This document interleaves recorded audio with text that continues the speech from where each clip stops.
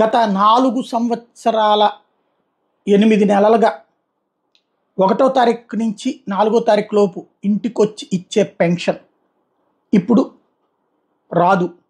లేదా ప్రభుత్వం ఏమన్నా అంటే ఈ చీఫ్ సెక్రటరీ అధికారులు ఏర్పాట్లు చేస్తే వేరే సిబ్బంది రావాలి, అది కూడా ప్రభుత్వ అధికార యంత్రాంగం రావాలి, లేదా వీళ్ళు వెళ్ళి సచివాలయం దగ్గర తీసుకోవాలి. ఈ పరిస్థితికి కారణం నేనే అని సగర్వంగా చెప్తున్నారు నిమ్మగడ్డ రమేష్ కుమార్ గారు. ఇది ప్రజాస్వామ్యానికి మాయన మచ్చ. ఆయన ఒక అధికారి, ఆయన వెనక నుండి నడిపించింది క్లియర్గా తెలుగుదేశం అభిమాని. ఆయన తెలిసిందే, ఓపెన్ వాలంటీర్ వ్యవస్థ గురించి కోర్టుల్లో కేసులు వేసింది తెలుగుదేశం జనసేన. ఆ తర్వాతన ఈయన డైరెక్ట్గా ఈసీకి రాసినటువంటి కోర్టుకు వేసి తర్వాత ఈసీకి అన్నటువంటి రూట్లో తీసుకొచ్చారు. ఎస్, గుడ్, బాగుంది.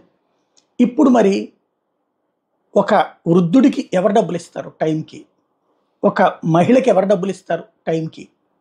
ప్రభుత్వ సంక్షేమ పథకాల డబ్బులు ఇప్పుడు ఆపేస్తే వాళ్ళ పరిస్థితి ఏంటి? ఎవరు చచ్చిపోరు, కానీ కడుపులో మంట వస్తుంది, ఆకలి వస్తుంది, కష్టం వస్తుంది. దీనికి బాధ్యత ఎవరిది? ఈ వ్యవస్థ పెట్టిన జగందా? ఈ వ్యవస్థను ఆపాలనుకుంటున్నటువంటి నిమ్మగడ్డ లాంటి వాళ్ళదా? వాళ్ళ వెనకాల ఉన్నటువంటి పార్టీల్లా? తేలారా?